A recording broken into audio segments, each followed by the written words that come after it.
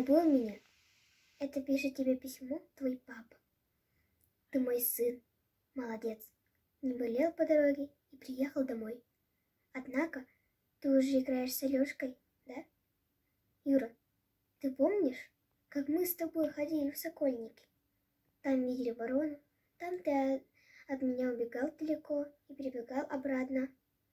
Ты помнишь, как мы лежали рядом и разговаривали про зверей? Зоопарк, медведя, тигра, слона и верблюда. Юра, ты помнишь? Мы с тобой читали книгу про красноармейца Колю Кузнецова. Теперь я тоже красноармеец. У меня есть фуражка со звездочкой. У меня есть длинная серая шинель. У меня много товарищей красноармейцев.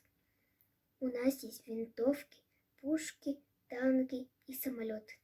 Юра, я приеду к тебе, когда кончится война, когда уничтожим фашистов, когда все советские дети будут праздновать радость своих отцов и матерей.